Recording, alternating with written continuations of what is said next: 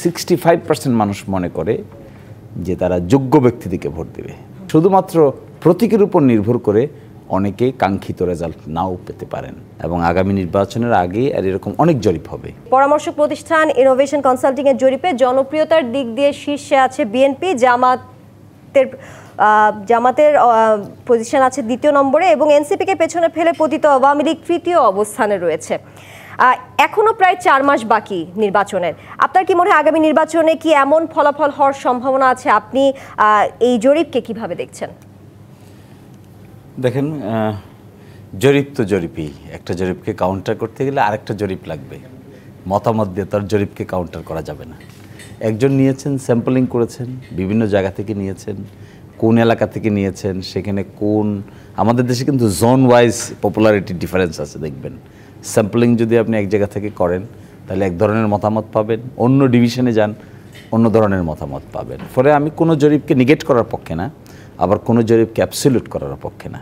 এবং আগামী নির্বাচনের আগে আর এরকম অনেক জরিপ হবে।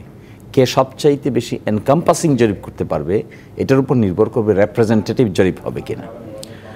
আর সেকেন্ড কথা হলো, এই জরিপে যে প্রশ্নগুলো আসছে আমার বিবেচনায় দেখবেন এখানে একটা আইটেম আছে যে 65% মানুষ মনে করে যে তারা যোগ্য ব্যক্তিদেরকে ভোট দেবে। এই নির্বাচনে দলীয় প্রভাবের চাইতেও ক্যাপেবল প্রার্থীকে দিতে পারছে, এটার উপর অনেক কিছু নির্ভর করবে বলে আমার কাছে মনে হয়। শুধুমাত্র প্রতীককে ভোট দিবে বলে এটাও আমার কাছে মনে হয় না।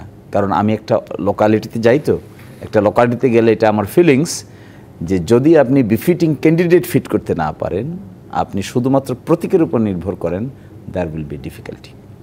ফলে যে দলেরই জনপ্রিয়তা থাকুক, কম হোক বেশি হোক, আগামী 4 মাসে কে কার সঙ্গে জোট করবে, কে কার সঙ্গে জোট করবে না, কে কোন পন্থা অবলম্বন করবে, কার সাথে কে যাবে না যাবে, এই ক্যালকুলেশন কিন্তু এখনও ফিটিং হয়নি।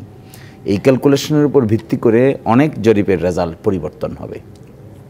আর আজকে যেটা বের হয়েছে 115টি প্রতীকের তালিকা দিয়েছে, সেখানে নৌকা প্রতীককে স্থগিত রেখেছে। ফলে একটা মেসেজ পাওয়া যাচ্ছে যে ভোটার তো আছে, মানুষ তো আছে, তাদের এটা কোন দিকে যাবে, কি ধরনের, এটা কি আসন ওয়াইজ হবে নাকি ইন ইটস এন্টায়ারিটি সেন্ট্রাল মনিটরিংয়ের সিস্টেমে হবে, এটাও একটা বিরাট প্রশ্ন দাঁড়াবে। শেষ পর্যন্ত ডাকসু জাকসু বলেন, এগুলোকে দেখে আমার কাছে মনে হয়, this is my observation, maybe wrong maybe true, on the basis of the observation, এটা আমার কাছে মনে হয় যে আগামী নির্বাচনে কে কী ধরনের প্রার্থী দিচ্ছেন, they must be very careful. এর উপর এমনও হতে পারে সকল জরিপ একেবারে এলোমেলো হয়ে গেছে প্রার্থীর বেসিসে, আবার এমনও হতে পারে যে শুধুমাত্র প্রতীকের উপর নির্ভর করে অনেকে কাঙ্ক্ষিত রেজাল্ট নাও পেতে পারেন। So we all should be careful about selecting candidate, not to select symbol.